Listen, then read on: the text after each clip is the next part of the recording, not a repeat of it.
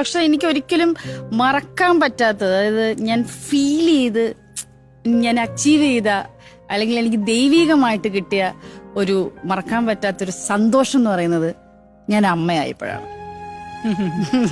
എനിക്ക് കുഞ്ഞിനെ കിട്ടി. അതായത് നമ്മളൊരു 9 മാസം ത്തിന്റെ കണക്ക് പറയുമല്ലോ. ഈ 9 മാസം ചുമന്ന് നൊന്ത് പറ്റുമെന്നൊക്കെ പറയുന്നത് അതൊരു കണക്കല്ല, അതൊരു യാഥാർത്ഥ്യമാണ്. പല സ്ത്രീകൾക്ക് പല രീതിയിലാണ് ഗർഭധാരണം എന്ന് പറയുന്നത്. ചിലവർക്ക് ഛർദിലുണ്ടാകും, ചിലർക്കൊന്നും ഉണ്ടാവില്ല, ചിലർക്ക് എന്തും കഴിക്കാം. പക്ഷെ എനിക്കൊക്കെ ഈ ചില സോപ്പിന്റെ മണമൊക്കെ എനിക്ക് ഛർദിൽ വരുമായിരുന്നു, അരി വാർക്കുന്നതിന്റെ മണം എനിക്ക് ഛർദിൽ വരുമായിരുന്നു. പിന്നെ അത് കഴിയുമ്പോൾ ശ്വാസം മുട്ടല്, വയറ് വന്നു കഴിയുമ്പോൾ ശ്വാസം മുട്ടല്, പിന്നെ എപ്പോ വേണമെങ്കിലും സംഭവിക്കാന്ന് തോന്നുന്നത്. അത്ര കെയറിങ് ആണ്.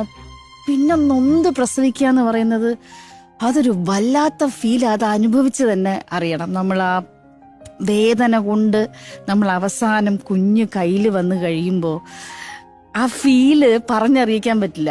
ബ്ലെസ്ഡ് ആണ്, ദൈവികമാണ്. നമുക്കത് എന്തോടെ പറയണ്ടേ, അതൊരു അനുഗ്രഹമാണ്. അതൊരു അനുഗ്രഹമാണ്. ആ സന്തോഷം അത്രയും നാളും നമ്മൾ അനുഭവിച്ച കഷ്ടപ്പാടോ അല്ലെങ്കിൽ വേദനകളോ ഒക്കെ മറന്നുപോയിട്ട് ആ കുഞ്ഞിന്റെ മുഖം കാണുമ്പോൾ ഉണ്ടാകുന്ന ഒരു ഫീല് അല്ലേ, അവരിക്കുന്ന അമ്മമാർക്ക് ചിലപ്പോൾ മനസ്സിലാവും.